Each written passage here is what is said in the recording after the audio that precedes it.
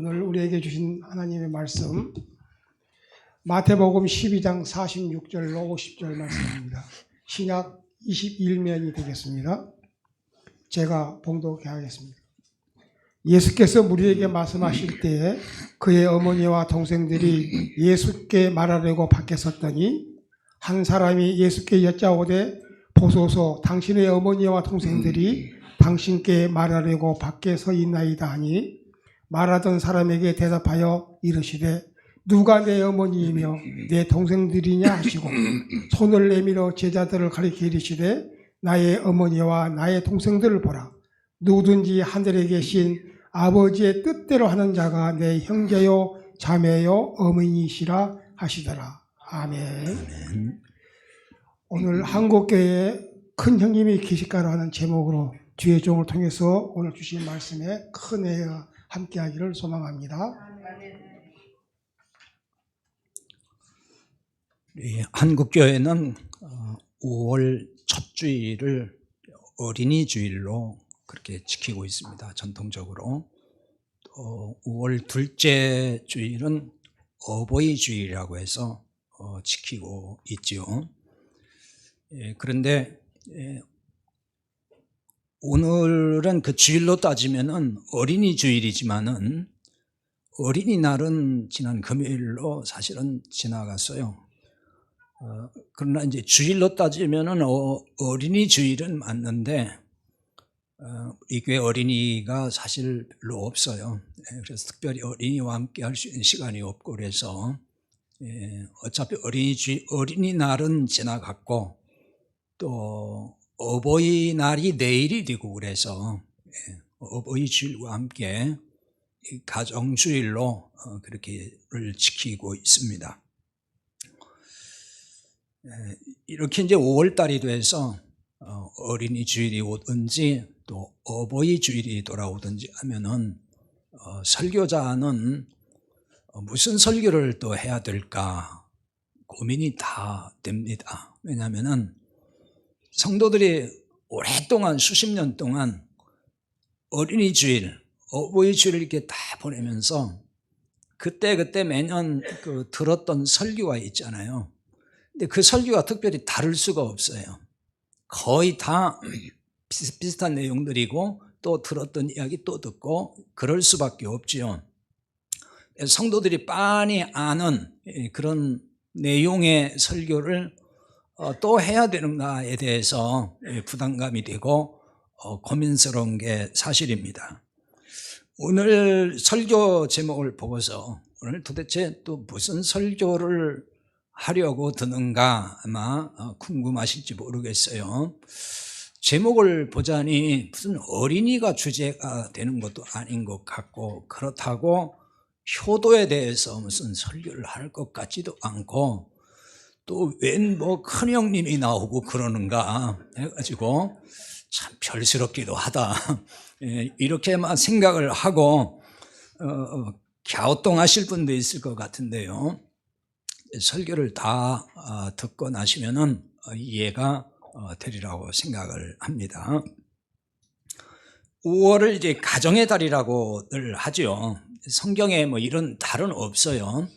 순전히 그냥 우리 사람들이 정해놓고 하는 거고, 그런 한국교회가 어느 때부터인지 이제 5월을 가정의 달로, 물론 사회에서, 세상에서도 그렇게 다 알고 5월 달을 그렇게 지키고 있어요. 이 가정을 그만큼 중요하게 여기고 있다고 하는 뜻이 되겠죠. 그런 점에서 좋다는 생각이 들어요. 근래에 1인 가구가 급증하면서 이 가정의 위기 혹은 가족의 위기가 급속히 확산하고 있습니다. 통계청 통계에 2022년도에 나온 통계에 의하면은 1인 가구가 전체 가구의 33.4%에 달한다고 합니다. 이걸 가구 수로 보면은 716만 6천 가구에 해당하는 거예요. 그러니까 3가구 중에 1가구가 1인 가구라는 거예요. 그만큼 혼자 사는 사람이 많다는 것입니다. 이게 지금 계속 또 급증하고 있는 추세거든요. 이렇게 가다 보면은 이게 거의 다 혼자 사는 그런 세상이 오지 않을까 염려 아닌 염려가 되네요. 이런 현상은 이미 그 전통적인 가정의 개념이 무너졌다고 해석할 수밖에 없어요. 우리가 생각하는 전통적인 이제 가정이 사라지고 있다는 거죠. 자, 이런 시대적인 변화와 흐름, 또 앞으로 어떤 변화가 더 급속하게 올지는 모르겠지만은, 그럼 이런 세상 속에서 교회는 어떻게 대처해야 할까? 굉장히 중요한 과제일 수가 있습니다. 왜냐 그러면은 이 전통적인 가정이라고 하는 기준에서만 보더라도 전통적인 가정이 무너지고 있다. 또 가족 해체라는 말도 쓰거든요. 그런 시대가 더 심화될수록 이거는 교회 미래와도 직결되는 하나의 현실이 되고 말아요. 교회와 상관없는 얘기가 아니고 이건 굉장히 깊은 연관성이 있어요. 이 가정이 붕괴되면 붕괴될수록 교회도 심각하게 타격을 받을 수밖에 없는 거죠. 자, 이런 시대적인 변화의 흐름 속에서 교회가 그러면은 이제 어떻게 대처해야 될 것인가에 대한 이제 고민이 생기는 거죠. 근데 세상의 변화가 심하고 빠를수록 하나의 큰 원칙이 뭐냐면은 본질의 문제예요. 교회 본질만큼은 지켜야 된다, 그 얘기거든요. 교회 본질이 훼손되지 않도록, 교회 본질만큼은 망가지지 않도록 반드시 지켜내야 된다고 하는 그 과제가 우리 앞에 있는 것입니다. 다만 이런 건 있어요. 본질은 지키고 그것을 보수하되 그 본질이라는 형을 담고 있는 형식, 어떤 그릇, 그것은 시대의 변화에 따라서 유연성 있게 잘 대처할 필요가 있다, 이제 그런 얘기입니다. 교회 본질은 하나입니다. 여럿이 있는 게 아니에요. 근데 이 교회 본질을 설명하는 방식은 여러 가지예요. 그동안에 교회는 그리스도의 몸이라고 하는 관점에서 많이 제가 설교를 했어요. 그것도 교회 본질을 접근하고 설명하는 하나의 방식이거든요. 그 외에도 여러 가지가 있는데 그중 오늘 살펴볼 거는 하나의 가족, 하나님의 가족 공동체가 교회다고 하는 것입니다. 에베소서 2장 19절에 가서 보면은 하나님의 권속이라는 말이 나와요. 권속이라는 말은 우리 현대에서는 잘 쓰지 않는 용어고 옛날 분들이 좀 많이 알 거예요. 이 권자라고 하는 얘기는 돌본다는 뜻이거든요. 속자는 무리 속이에요. 그래서 과거의 대가족 시대, 또 대가족 그러면은 뭐 혈연 가족만 있는 게 아니고 옛날에는 그 일꾼들이 또 그 집안에 있었어요. 그들까지 포함한 모든 식솔들을 권속이라 그래요. 그래서 돌봐준다, 그 식구들을. 그런 의미에서 권속인데 성경의 에베소 2장 19절에 그걸 권속으로 번역을 해놨는데 가족이란 뜻이에요. 그냥 쉽게 가족 이렇게 번역하는 것이 더 좋지 않나 싶은데요. 아무튼 가족입니다, 뜻이. 그러니까 교회는 본질에서 하나님의 가족 공동체입니다. 이런 점에서 성도는 하나님의 가족이에요. 그리고 성도와 성도는 가족관계에 있다, 이렇게 봐야 되는 겁니다. 물론 교회에 다닌다고 해서 모두 다 하나님의 가족이 되는 거냐? 그건 아닙니다. 교인 중에는 하나님의 가족도 있지만은 의인도 있고 나그네도 있는 법이에요. 그 의인과 나그네라는 얘기는 뭐냐면은 아직 구원과 상관없는 사람을 말하는 거예요. 그리스도 안에서 구원받은 사람은 교회 어느 교회를 다니든 상관없어요. 다 그리스도 안에서는 한 가족이 되는 것입니다. 그러니까 교회 문제는 어디서 생길 수 있냐면은 이렇게 섞여 있을 때, 즉 하나님의 가족과 가족이 아직 안 된 외인 혹은 나그네 이런 사람들이 섞여 있을 때 그럼으로 인해서 교회는 여러 가지 잡음이 나오고 문제가 생길 수 있는 것입니다. 그러면 하나님의 가족은 어떻게 되는 것일까요? 그 부분을 이제 오늘 본문을 통해서 좀 살펴보는데요. 오늘 본문은 예수님께서 어느 집에 계셔서 하나님의 말씀을 지금 열심히 전하고 계셨어요. 근데 그때 밖에서 예수님을 찾아온 어머니와 예수님의 그 동생들이 있었습니다. 이것을 안 어떤 사람이 예수님께 지금 밖에 그 예수님 당신을 지금 가족들이 와서 찾습니다. 이렇게 얘기를 해줘요. 왜 찾아왔는지 오늘 본문에는 이유가 분명하게 나타나 있진 않지만은 좋은 뜻에서 찾아온 것이 아닌 것만은 분명해요. 자, 어떤 사람이 예수님께 당신 찾아왔다 이렇게 얘기하니까 예수님 뭐라고 하시죠? 누가 내 어머니고 내 동생들이냐 이렇게 말씀을 하시거든요. 이 말씀은 기분 좋게 좋은 뜻에서 하는 말씀이 아닌 거예요. 지금 이런 식의 반응은 뭔가 좋은 뜻이 아니라는 거거든요. 지금 찾아온 그 목적이. 이 부분을 뒷받침할 수 있는 말씀이 있어요. 마가복음 3장 21절에 가서 보면은 예수의 친족들이 듣고 그를 붙들러 나오니 이는 그가 미쳤다 하밀러라 이런 말씀이 있어요. 예수님의 친족, 그 친족이라 했는데 친척이라는 뜻이 아니고요. 이 또한 가족이라는 뜻이에요.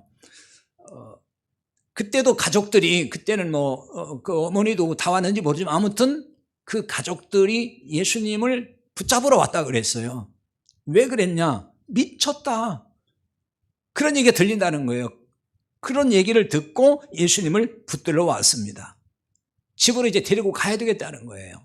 그 당시 예수님께서 귀신을 쫓아내고 많은 능력을 행하고 수없는 사역들을 하시잖아요.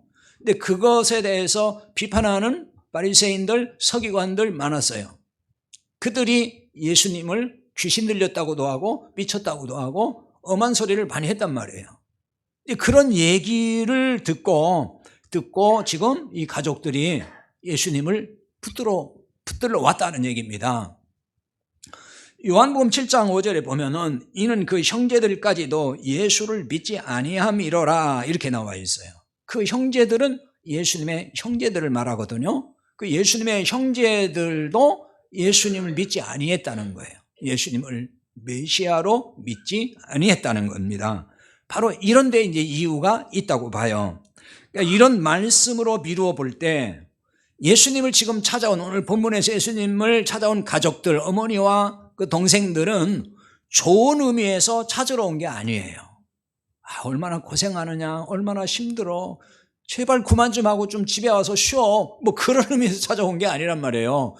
이 들리는 소리가 영 안 좋아요. 그래서 안 되겠다 싶어서 또 찾으러 왔다 이렇게 볼 수가 있어요. 예수님을 그리스도로 믿지 아니했고, 자, 그러다 보니 사람들이 예수님을 향해서 이 미쳤다고 말할 때에 그거를 아니야 이렇게 단호하게 그 생각을 뿌리치는 게 아니고 부활회동이 된 거예요. 흔들린 거예요. 그래서 예수님의 사역을 만료하기 위해서 지금 또 찾으러 왔다는 얘기예요. 물론 이렇게 생각할 수는 있어요. 예수님을 진짜 미쳤다고 생각은 아니했을지라도 그런 말 들리는 게 불편하고 가족으로서는 힘든 거예요. 그렇지 않겠습니까? 여러분 가족이 사람들이 손가락질하면서 야 누구 미쳤어 이렇게 얘기하면 가족으로서 마음이 편하겠냐고요. 얼마나 힘들겠어요. 막 그런 점도 있었을 것 같아요. 그리고 이제 염려가 되는 거는 예수님은 계속 공격당하고 있거든요. 유대주의, 유대 교권주의자들한테 언제 잡혀서 무슨 봉변을 당할지 어떤 화를 당할지 예측할 수 없는 바로 그런 거예요. 그런 상황이란 말이에요. 그러니까 이대로 우리가 둬서는 안 되겠다. 그러니까 억지라도 데려다가 집에다 좀 앉혀둬야 되겠다. 이런 생각을 가졌다고 볼 수가 있는 거예요. 하지만 예수님은 이렇게 나오는 이런 가족에 대해서 진정한 가족이 아니라고 지금 말씀을 한다는 거예요. 그래서 뭐 하신 말씀이 누가 내 어머니고 누가 내 동생들이냐 이렇게 하신 거거든요. 그리고 이제 그 뒤에 가서 하신 말씀이 중요하죠. 누구든지 하늘에 계신 내 아버지의 뜻대로 하는 자라야 내 어머니, 내 형제고 내 자매고 어머니니라 이렇게 말씀을 하셨다는 거예요. 이 말은 예수님께서 육신의 가족은 다 필요 없어, 그걸 그런 식으로 부정하는 말씀이 아니에요. 그게 아니고 누가 하나님 나라의 참 가족이 될 수 있는 거냐라는 관점에서 지금 말씀하고 있다는 얘기입니다. 하늘에 계신 아버지의 뜻대로 행하는 자가 진짜 가족이라는 말이에요. 그 아버지의 뜻대로 행한다는 것이 무엇일까요? 이 부분에 대해서는 수차례 말씀을 드렸어요. 모든 말씀대로 다 살아야 된다는 얘기가 아니에요. 요한복음 6장 40절에 내 아버지의 뜻은 아들을 보고 믿는 자마다 영생을 얻는 이것이니라 그랬어요. 아들 예수 그리스도를 믿고 영생 얻는 것, 구원 얻는 것, 그것이 하나님 아버지의 뜻이란 말이에요. 예수 그리스도를 믿음으로 구원받는 것, 그거 말하는 거죠. 영생은 구원을 말하는 겁니다. 그래서 하나님의 자녀가 되는 것. 요한복음 1장 12절 유명한 말씀 알죠? 영접하는 자, 곧 그 이름을 믿는 자들에게는 하나님의 자녀가 되는 권세를 주셨으니 그랬죠. 이렇게 하나님 자녀가 된 사람이 누구냐면 하나님의 가족인 거예요. 아직 구원받지 않은 사람은 교회 다녀도 하나님의 가족일 수는 없는 거예요. 그냥 편의상 우리가 누가 구원받고 누가 못 받고 이거 우리 잘 모르잖아요.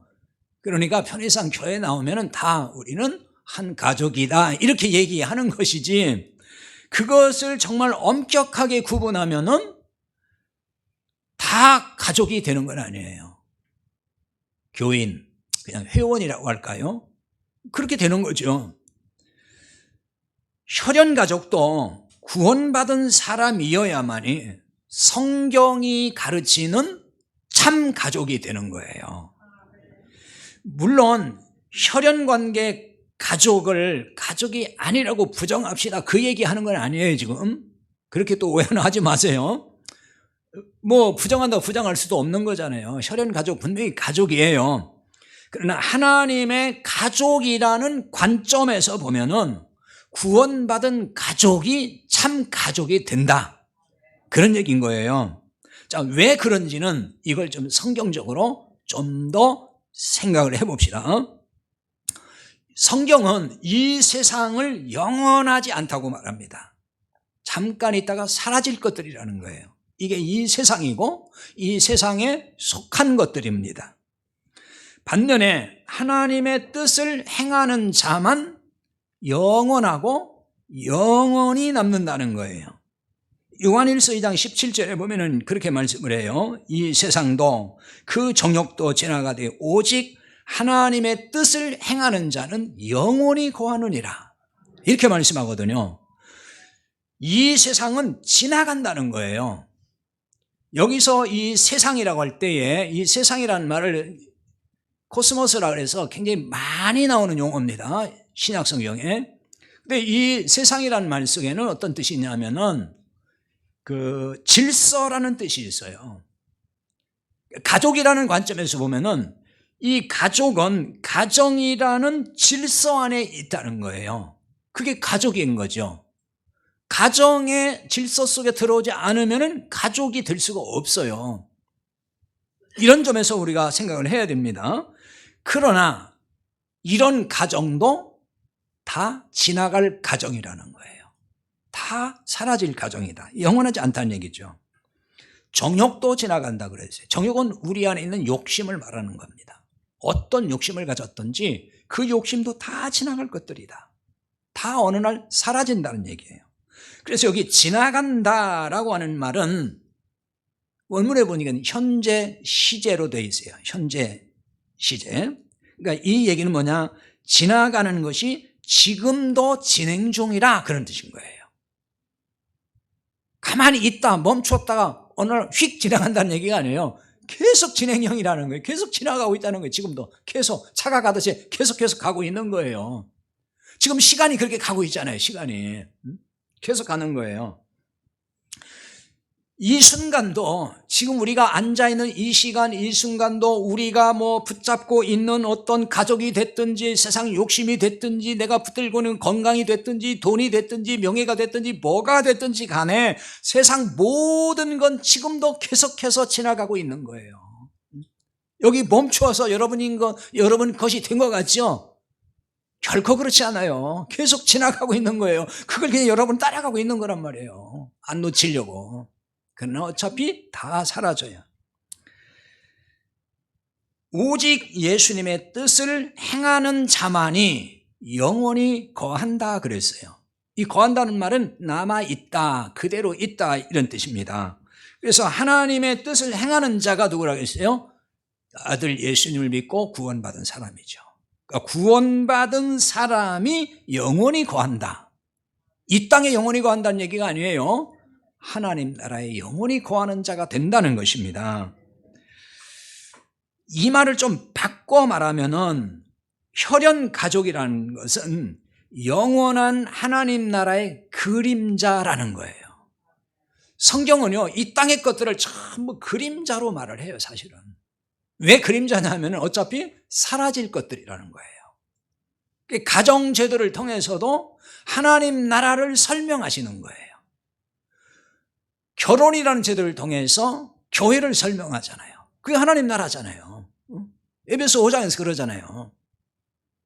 그리스도와 신부의 관계로 아담과 하와를 통해서 결혼을 통해서 교회가 어떤 것이다, 하나님 나라가 어떻게 이루어지는지 이런 걸 설명해 주는 거란 말이에요.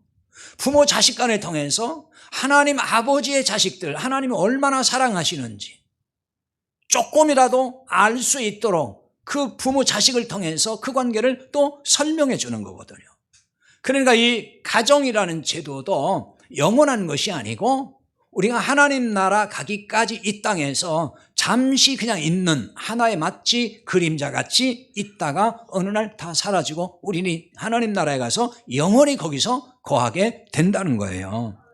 이런 점에서 가족이 모두 구원받아야만 영원히 함께할 진짜 가족이 되지 않겠어요? 영원히 함께 가는 사람이 진짜 가족이란 말이에요. 잠깐 같이 있고 영원히 함께할 수 없다 그러면은 어떻게 참 가족이라고 할 수가 있겠습니까? 그렇다면 혈연 가족도 모두 어떻게 돼요? 구원받아야 진짜 가족이 되는 거예요. 그 의미 속에는 많은 게 있습니다만은, 자, 구원받아 하나님의 자식이 될 때 하나님의 가족이 돼서 영원히 함께 거하는 것입니다. 그런데 우리가 하나님의 이제 자녀가 돼요. 하나님의 아들이 됩니다.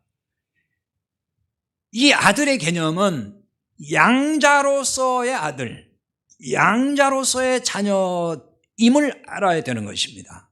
하나님이 구원받은 우리를 양자로 삼으셔서 하나님의 자녀가 되게 했다는 거예요. 로마서 8장 15절에 보면은 이런 말씀이 있어요. 너희는 다시 무서워하는 종의 영을 받지 아니하고 양자의 영을 받았으므로 우리가 아빠 아버지라고 부르짖느니라, 이렇게 말씀합니다. 양자의 영을 받았다 할 때 이 양자, 뭐 이런 용어 자체가 생소하진 않을 거예요. 우리도 양자 제도가 있고 여러분 중에도 혹시 양자 들어간 분이 있을지 모르겠습니다만은, 이 양자라는 말은 슈오데시아라는 이 명사인데요. 이 말은 원래 아들을 의미하는 말과 그 다음에 어떤 걸 정해놨다고 하는 말의 그 합성어예요. 그래서 이 말은 본래는 아들이 아니었는데 그 아들이 아닌 자인데 아들의 지위와 조건이 주어졌다는 걸 의미하는 용어예요, 이게. 그래서 이게 고대 세계에서는 자신의 자녀로 입적하는 걸 뜻하는 법적 용어로 쓰는 말이에요, 이게. 지금도 이제 양자는 법적으로 양자가 되면 그게 친자식이 돼버려요. 그렇잖아요. 상속권도 다 있고. 그 얘기입니다, 이게. 하나님의 양자가 되었다는 그 증거가 뭐냐? 그거를 양자의 영을 받은 것이라 이렇게 말씀했어요. 그럼 양자의 영이 뭐예요? 성령을 그렇게 표현한 거예요. 그러니까 성령님을 표현하는 여러 용어가 있어요. 그 중 하나가 양자의 영 같은 얘기입니다. 그러니까 성령님이 임하여서 양자된 것을 증거해 준다, 그런 뜻이에요. 그래서 하나님을 아버지로 부르짖는다, 그 말씀을 한 것입니다. 자, 이 부분을 좀 더 잘 또 알려주는 게 갈라디아 4장 5절인데요. 거기에 보면은 율법 아래 있는 자들을 속량하시고 우리로 아들의 명분을 얻게 하려 하심이라고 했어요. 거기에는 아들의 명분이라고 번역이 됐는데, 이 아들의 명분이라는 말이 앞에서 말씀드린 휘오데시아, 양자와 같은 단어예요. 양자란 뜻이에요. 그걸 번역을 여기는 그냥 아들의 명분 이렇게 한 겁니다. 율법 아래 있는 자들을 속량하시려고 그렇게 했다. 율법 아래 있는 자들을 속량하시고, 그 속량이라는 말은 이제 많이 들어서 아실 거예요. 원래 이 말은, 자, 어느 집에 노예, 종이 있어요. 그런데 돈 많은 사람이 그 노예의 몸값을 지불하고 샀어요. 내가 내 노예가 된 거잖아요. 그런데 이 사람은 자비로운 사람이라서 너는 내 노예가 됐지만은 너를 내가 자유롭게 풀어주겠다. 너는 자유인이다 이제부터. 이렇게 해주는 걸 말하는 거예요. 그게 속량이라는 말입니다. 몸값을 지불하고 풀어준다, 그런 뜻이에요. 이런 점에서 그리스도의 속량이라는 얘기는 뭐냐, 율법의 속량이라는 뭐냐, 하나님이 예수님의 목숨값을 지불하시고 우리를 율법의 종에서 건져냈다. 그래서 율법에서 우리를 자유롭게 해줬다, 그 말씀인 거예요. 이것을 예수님이 율법 아래 있는 자들을 속량하셨다라고 말씀을 한 것입니다. 속량하여 구원하신 우리를 아들의 명분, 즉 양자로 삼았다고 말씀을 하는 겁니다. 이건 에베소 1장 5절에 나오는데요. 거기 이렇게 나와 있어요. 그 기쁘신 뜻대로 우리를 예정하사 예수 그리스도로 말미암아 자기의 아들들이 되게 하셨으니, 여기 아들들이 되게 했다는 말도 슈오데시아, 양자란 단어예요. 똑같은 용어입니다. 하나님의 양자로 삼았다, 그 얘기입니다. 여기서도. 그런데 왜 양자라는 말을 사용했을까? 왜 양자라는 이야기가 나올까 하는 거예요. 그냥 하나님의 아들이면 아들이고 자녀면 자녀지 왜 거기다 또 양자라는 말이 툭 나와가지고 혼란스럽게 하는가, 이런 생각이 들 수 있죠. 자, 하나님은 아들이 예수님밖에 없어요. 원래가 요한복음 3장 16절 잘 아는 말씀에 뭐라고 되어 있죠? 하나님이 세상을 이처럼 사랑하사 독생자를 주셨으니 그랬잖아요. 그 독생자라는 말은 유일하게 태어난 하나의 아들이란 뜻이에요. 더는 없다는 얘기예요. 딱 하나의 아들. 우리가 뭐 독자 아들 뭐 이런 얘기 쓰잖아요. 본래 우리는 하나님의 아들이 아니에요. 타락한 이후로 모든 인간은 그때부터는 사탄의 자식으로 살았던 거예요. 하나님의 아들은 예수 그리스도 한 분밖에 없었던 거예요. 그런데 하나님이 구원받은 우리를 양자로 삼고, 그래서 법적으로 하나님의 아들이 되게 하셨다는 것입니다. 그러면 왜 우리를 양자 삼았을까요? 로마서 8장 29절에서 이 부분을 보여줍니다. 하나님이 미리 하신 자들 또한 그 아들의 형상을 본받게 하기 위하여 미리 정하셨으니 이는 그로 많은 형제 중에서 맏아들이 되게 하려 하심이니라 그랬어요. 맏아들이란 말이 나와 있습니다. 우리를 양자 삼은 이유가 예수님과 형제가 되게 하시기 위함이라는 말씀이에요. 그래서 그 많은 형제 중에서 맏아들이 되게 하려 하심이라 그랬어요. 그 많은 형제는 구원받은 성도들을 두고 하는 말이에요. 그 많은 형제들 가운데서 예수님이 맏아들이 되어야 한다는 거예요. 그렇게 하기 위해서 우리를 양자 삼았다는 얘기예요.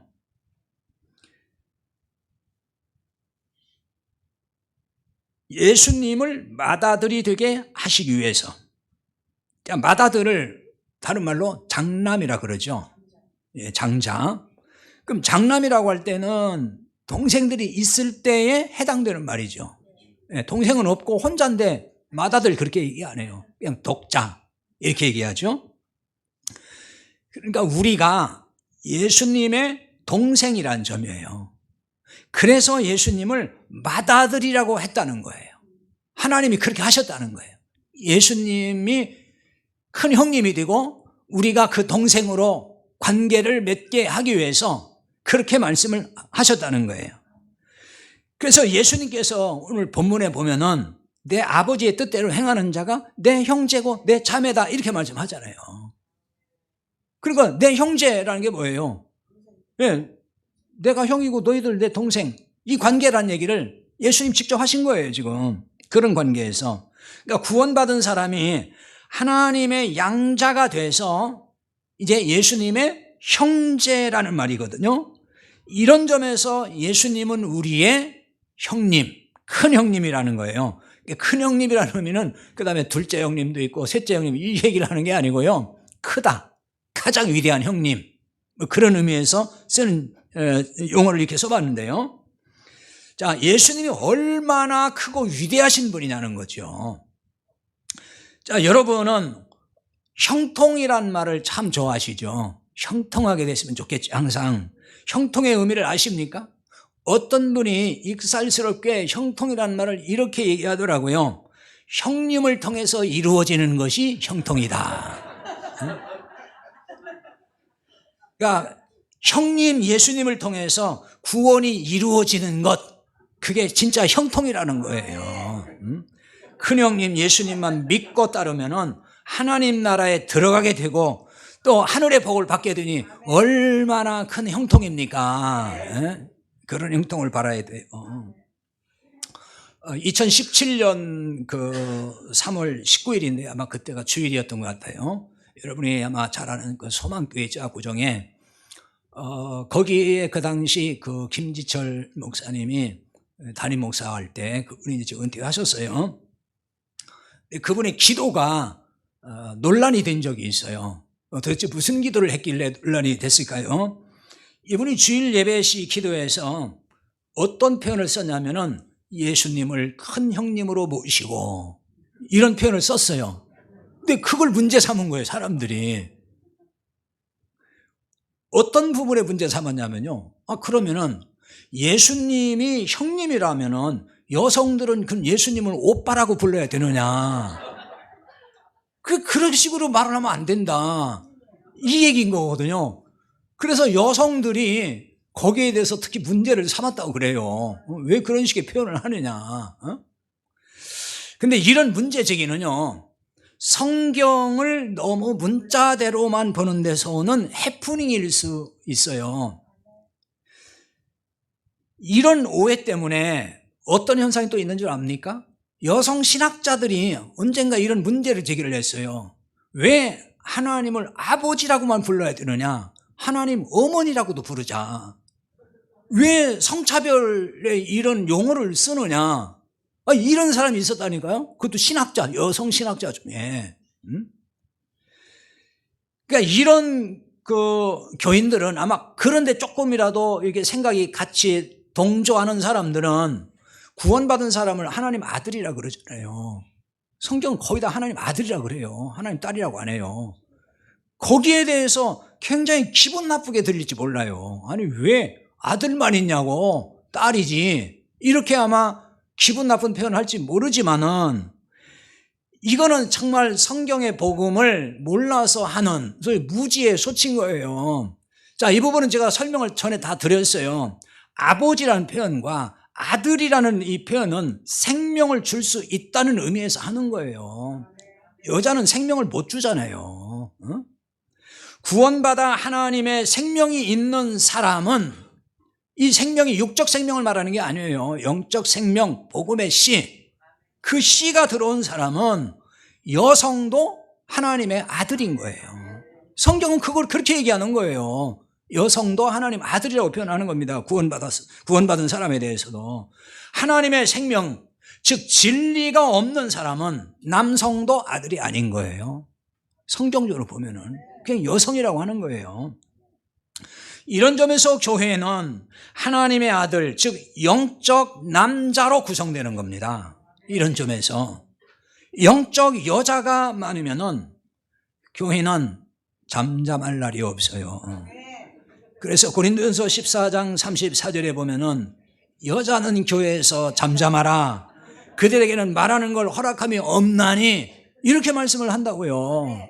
그런데 이런 부분을 또 오해하면 안 돼요. 이런 부분 때문에 남성들은 또 이렇게 뭔가 그 으쓱 해가지고 여성들이 발언권 가지고 뭐 얘기하면은 성경의 여성들 잠잠하라겠는데 여자들이 무슨 말이 이렇게 많냐고 교회에서 찍소리 하지 말라 이렇게 얘기하는데 그거는 성경을 몰라서 하는 소리인 거예요. 모르면은 남녀의 어떤 성차별들이 성경에 있는 것처럼 오해를 하는 거예요. 그러니까 이런 걸 가지고 또 억지 해석을 하더라고요. 성차별 아니다 하는 걸 얘기하기 위해서. 근데 이 얘기는 뭐냐면은 결국 이것은 여기서 여자라는 것은 하나님의 생명, 복음의 진리가 없는 교인을 말하는 거예요. 생명이 없다는 거예요. 그게 여자예요. 그러니까 교인은 나오지만은 복음의 진리가 없는 교인이 그게 여자라는 말이에요. 진리가 없는 교인이 말하기 시작하면은 교회가 시끄럽다 그 말이에요. 그런 사람에게는 하나님의 말씀을 전할 수 있는 그런 걸 허락한 적도 없고 가르치라고 한 적이 없는 거예요. 또 가르칠 수도 없어요. 그런 사람은 가만히 있어야 된다는 교회에서. 복음을 모르는 사람, 생명의 씨가 없는 사람이 교회에 나서서 말하기 시작하면 교회는 혼란에 빠져요. 교회가 시끄러운 이유 중 하나가 또 그런 데 있는 거예요. 로마서 8장 29절에 보면은 하나님은 우리를 아들 예수님을 본받도록 예정하셨다 그랬어요. 하나님이 우리를 구원하시고 예수 그리스도, 예수님을 본받도록 그렇게 하나님이 정해놓으셨다는 거예요. 본받으라고. 예수님의 형상을 본받도록 정하셨다 그랬습니다. 다시 말해서 예수님의 동생들은 큰형님 예수님을 본받으라고 하는 그런 말씀인 거예요. 과거 형제들이 많은 집에서는 맏이 굉장히 중요한 위치에 있었고 역할을 했습니다. 과거에는 대부분, 지금은 이제 세상이 많이 바뀌어서 다릅니다만은 부모가 맏아들, 맏딸을 굉장히 엄격하게 키웠죠. 엄하게 훈육을 했어요. 왜냐하면은 맏은 부모 맞잡이라 그랬어요. 그래서 부모가 돌아가셔도 맏이 이제 부모 역할도 하고 또 부모를 대신해서 동생들을 가르치기도 하고 이끌어주기도 하고 그런 역할을 했기 때문에 그 역할을 하려면 내가 반듯하게 잘 커야 돼. 그런 의미에서 맏지를 굉장히 엄하게 가르쳤던 그런 때가 있었습니다. 그 동생들은 이제 형을 보면서 배우는 거죠. 자연스럽게. 그래서 맏지의 역할이 굉장히 중요했는데 맏지가 되면은 그런 점에서 스스로 또 책임감도 많이 느끼고 그 성숙한 모습을 많이 보였던 그런 시절이 있었죠. 형만은 아우가 없다 뭐 이런 말도 다 이런데 해당되는 얘기라고 볼 수가 있습니다. 근데 지금 세대는 아이들을 낳지도 않을 뿐더러 낳아도 하나, 많아야 둘 낳는, 지금 인구 절벽 시대라 그래가지고 굉장히 사회 문제가 되고 있잖아요. 그러다 보니까 맏이라는 개념도 사라지고 있어요. 지금 아이들은 이제 그런 것도 모를 거예요. 맏이 뭔지. 또한 아이들에게 뭐 형이나 누나가 이제 없다 보니까 그 본받을 대상도 사실상 없어요. 배울 수 있는 대상이 없는 거죠. 그러나 하나님의 가족 공동체인 교회는 항상 큰 형님이신 예수님이 계시는 것입니다. 하나님의 맏아들 예수님이 동생들을 항상 이끌고 계시고 지도하고 계신다는 거, 그걸 우리는 기억해야 됩니다. 참된 가족에 대해서 예수님을 큰형님으로 모신 우리는 예수님을 본받아야만 합니다. 자, 우리가 본받아야 할 모델은 특정 사람이 아닙니다. 로마서 8장 29절에 본받게라는 말은 같은 모양을 가졌다 그런 뜻이에요. 그래서 어떤 것에 일치했다 이런 뜻을 가지고 있는 단어입니다. 그래서 예수님을 본받는 것은 예수님과 일치하는 상태로 가는 것, 그걸 말하는 거예요. 예수님과 어떤 부분이 일치해야 할까요? 빌립보서 2장 5절을 통해서 한번 살펴보는데요. 거기에 이런 말씀이 있어요. 너희 안에 이 마음을 품으라 곧 그리스도 예수의 마음이니, 이렇게 나와 있습니다.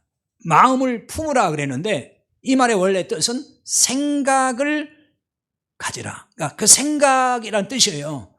그 생각, 이 생각을 하라는 겁니다. 이 생각은 예수님 안에 있는 그 생각을 우리가 가져야 된다는 거예요.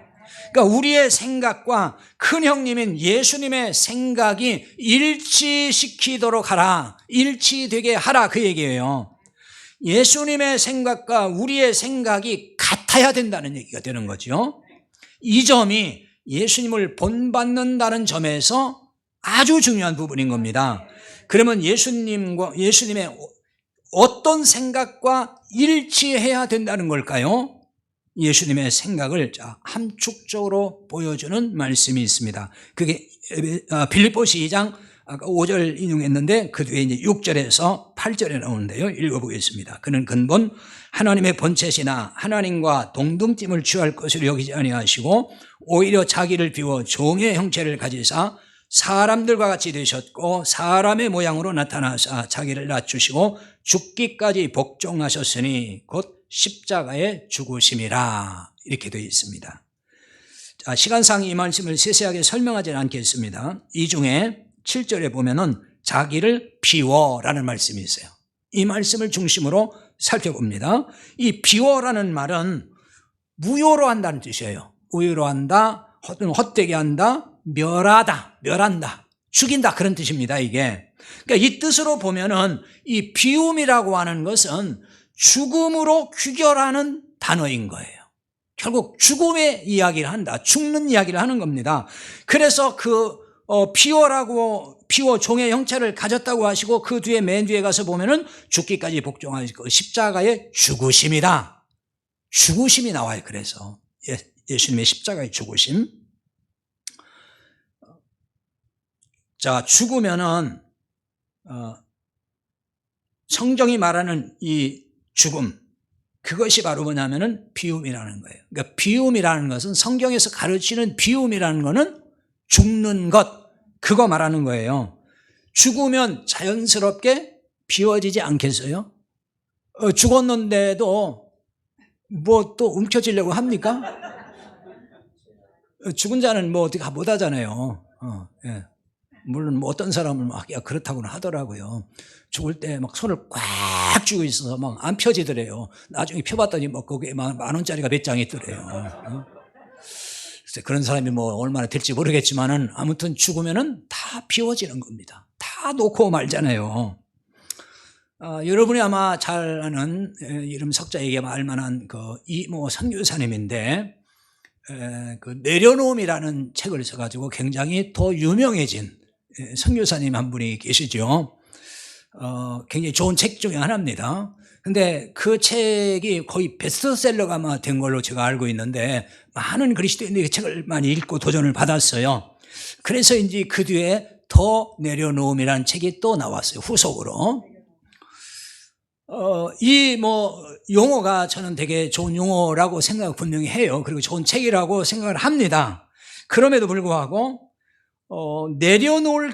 더 내려놓음이라고 하는 이 말 속에는 안 죽었다는 뉘앙스가 좀 있다. 왜? 더 내려놓는다. 아직은 남아있다는 얘기가 되잖아요. 다 내려놓지를 못하고 아직은 남아있는 거예요. 그러니까 좀 더 내려놔, 그 얘기잖아요. 그래서 이거는 죽었다는 뉘앙스가 죽지 않았다, 아직, 뭐 그런 뜻이 거기 있는 거예요. 그러니까 우리가 예수님을 본받을 점은 더 내려놓는 게 아니고 죽는 거예요.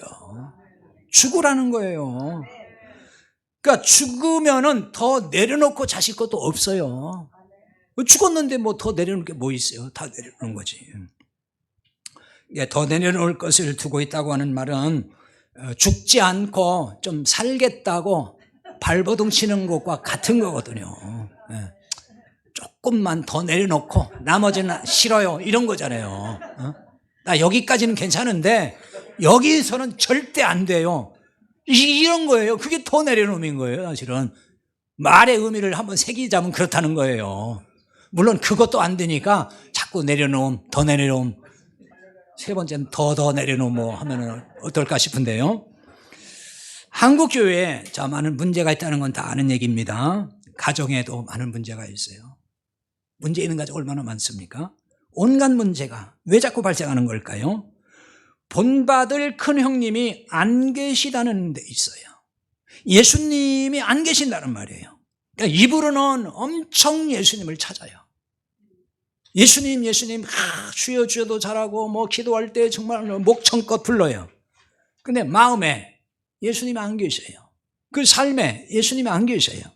한국교회 큰형님이신 예수님이 계신다고 생각하십니까? 성경적으로 보면은 혈연 가족은 진짜 가족이 아니에요. 참 가족은 예수님의 동생들이 된 하나님의 아들이라고 앞서 말씀을 드렸습니다. 진짜 가족인 예수님의 동생들이 그게 교회예요.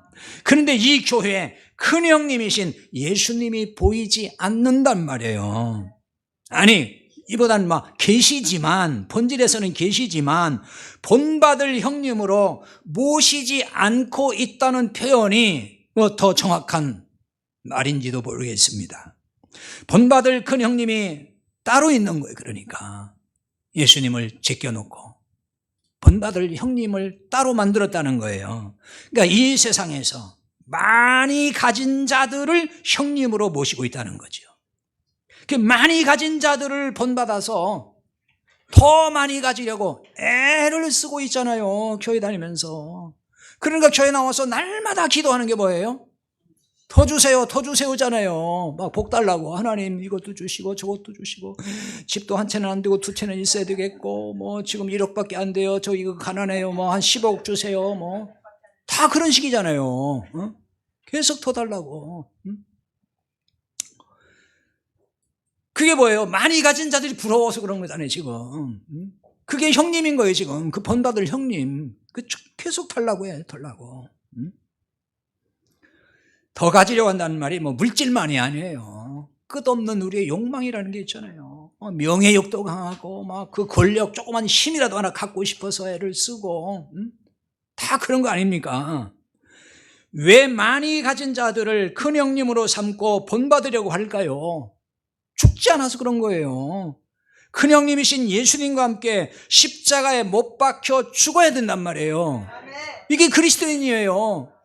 이게 하나님의 자녀예요. 삶이 그래야 되는 거예요. 갈라디아서 2장 20절 우리 너무나 잘 아는 말씀들 암송하잖아요. 내가 그리스도와 함께 십자가에 못 박였나니 그런즉 이제는 내가 사는 것이 아니요 내 안에 그리스도께서 사시는 것이라. 암송은 잘하잖아요. 그리스도와 함께 내가 십자가에 못 박혔대요. 죽었다 그 얘기잖아요. 그럼 죽었냐는 거예요. 펄펄 살아있잖아요. 내 안에 그리스도가 사시면은 예수님과 생각이 일치될 거예요. 왜냐하면 내가 죽으면은 내 생각도 죽을 거 아니에요. 그러면 주님의 생각이 들어온단 말이에요. 그러니까 이것이 바로 큰형님을 본받는다는 말인 거예요. 우리가 뭐 무슨 재주로 막 이것저것 다 본받아서 하겠냐고요. 그냥 우리가 죽으면 끝인 거예요. 자, 이렇게 되면은 가정에서도 그렇고요. 교회에서도 형제간에 늘 화목할 수 있어요.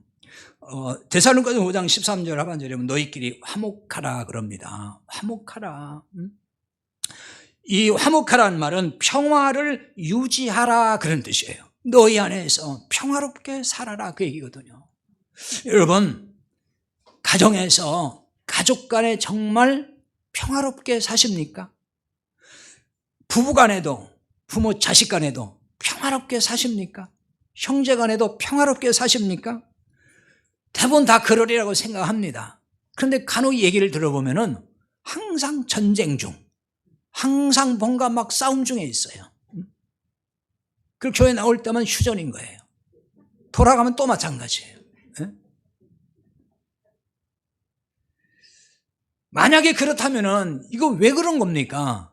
왜 그러는 거예요? 왜 그렇게 자꾸 전쟁을 해야 되죠? 왜 그렇게 자존심이 살아가지고 펄펄 살아서 싸워야 되는 거예요? 그렇죠. 죽어야 될 내가 살아서 그런 거 아니겠냐고요. 죽으면 뭐 그게 다 사라질 텐데. 하나님의 가족 공동체인 교회가 평화를 유지하려는 것도 굉장히 중요합니다. 이게 모두가 죽으면 되는 거예요. 우리 교회는 뭐 특별한 갈등이나 이런 건 아직은 없지만은 또 사람들이 자꾸 모이고 이렇게 하다 보면은 알 수가 없는 거예요. 이 사람이라는 참 그 존재가 어느 날 보면은 정말 이상하게 딱 변할 때도 많아요. 보면은 괜찮게 보였던 사람 어느 날 엉뚱한 소리 하고 있고 사람들과 막 갈등 일으키고 이런 사람도 생길 수가 있거든요. 자, 공동체가 평화롭게 가기 위해서는 우리가 늘 죽어야 되는 것입니다. 나는 죽고 그리스도가 내 안에 사시면은 끝인 거예요. 그러면 되는 겁니다. 우리가 기도할 건 그런 거예요. 다른 거 달라고 기도할 거 없어요. 내가 죽고 그리스도가 내 안에 사시면 그게 형통인 거예요. 형님으로 인해 형통해지는 거예요. 바로 형통해지는 거. 자, 늘 그럼으로 인해서 평화로운 공동체를 유지하면서 우리 모두가 행복한 신앙생활을 할 수 있기를 바랍니다. 기도합시다. 오늘 말씀을 붙들고 함께 기도하겠습니다.